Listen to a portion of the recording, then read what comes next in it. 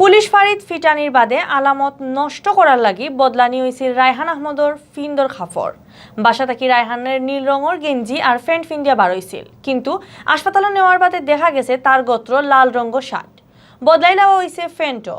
খমরর মাফ থাকি বহুত ছোট আর ফ্যান্ট ফিন্দে লইছিল রায়হানরে। মার্ডারের আলামত নষ্ট করার লাগি তার ফিন্নর খাফর বদলানি হয়েছে করে দাবি করছেন রায়হানের মা সালমা বেগমে।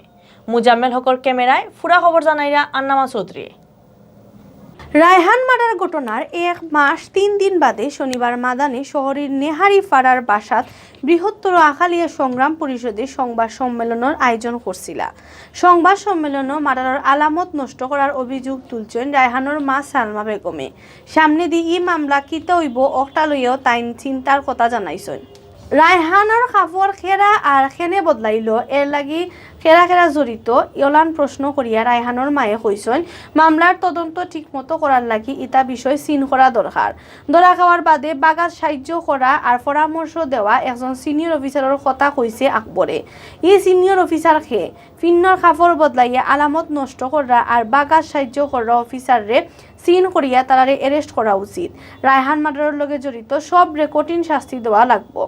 সামনে দিয়ে ই মামলা কিতে হইব ইকানোর ডরাইয়া রায়হানের মায়ে কইছেন দারোগা আকবর আর আরো 3 পুলিশে রায়হান মার্ডারের কথা কোর্টও স্বীকার করছে না, যে কারণে ই মামলা সামনে দিয়ে কিতে হইব ইকান লইয়া তারা চিন্তার মাঝে আছেন।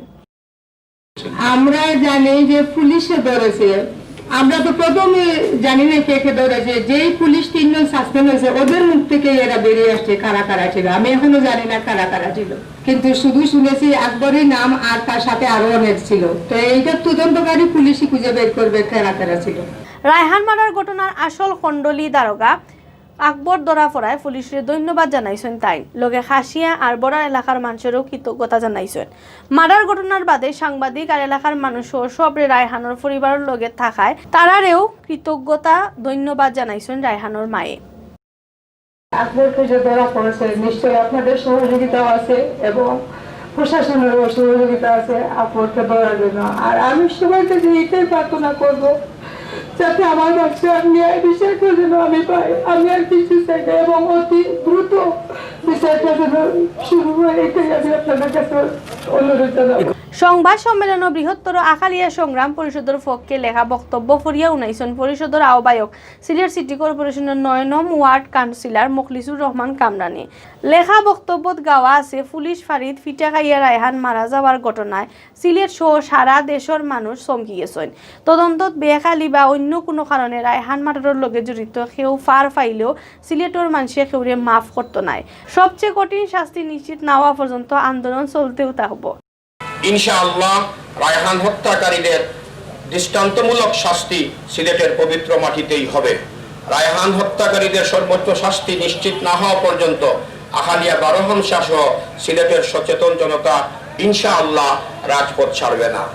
সংবাদ সম্মেলনে আওয়ামী লীগের আগর কেন্দ্রীয় সাংগঠনিক সম্পাদক এডভোকেট মিসবাউদ্দিন সিরাজে কইছেন রায়হান মার্ডারের ঘটনায় আসামি হলে 164 ধারায় স্বীকার না করলেও ঘটনার সময় থাকা আরো 3 পুলিশেও কোর্টও সাক্ষী দিছেন, যে কারণে জড়িত সবর সবচেয়ে বড় শাস্তি দেওয়া হইব করি তারা আশা কররা।